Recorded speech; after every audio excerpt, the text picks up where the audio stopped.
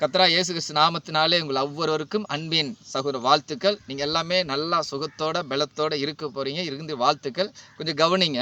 பாருங்கள், இது பேர் கோசாப்பழம். இந்த வெயில் காலத்துக்கு நீர் சத்துக்காக நீங்கள் நிறையா கோசாப்பழம், வெள்ளரி பிஞ்செல்லாம் நிறையா சாப்பிடுங்க. இளநியெல்லாம் நல்லா சாப்பிடுங்க. உங்கள் தேவைகளை தேவன் சந்திப்பார்.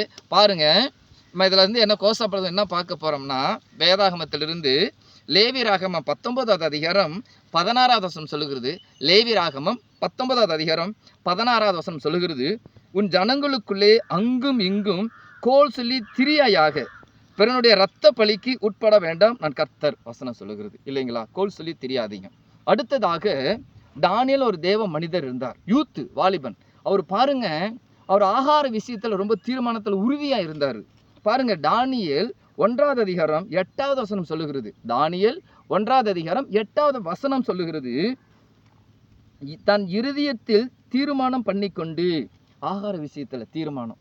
நீங்களும் அதே மாதிரி தான் நல்ல தீர்மானங்களை எடுங்க. வருகிற யூத்தெல்லாம், இளம் தலைமுறைகள்லாம் நீங்கள் நல்ல தீர்மானம் எடுத்து நீங்கள் வெற்றி மேலே வெற்றி பெறுங்க. கர்த்தாவே, இதை பார்க்குற கேட்குற ஒவ்வொரு வாலிப சகோதர சகோதரிகளுக்காக நன்றி செலுத்துகிறோம். நீர் மட்டுமே பிள்ளைகளோட வாழ்க்கையில் ஆண்டவரேன், காலேஜ் படிக்கிற, அன்றே ஸ்கூலுக்கு போகிற தமிழ்நாடு முழுவதும், இந்தியா முழுவதும், உலக நாடுகள் முழுவதும் ஒவ்வொரு சகோதர சகோதரிகளுக்காக நன்றி செலுத்துகிறோம். இதை பார்க்குற கேட்குற ஒவ்வொருவருக்காக நன்றி செலுத்துகிறோம். பிள்ளைகள் ஆண்டவர் நல்ல தீர்மானங்களை எடுத்து நல்ல நிலைமைக்கு கர்த்தர் உயர்த்தப்படுவதற்காக ஸ்தோத்திரம் ஐயா.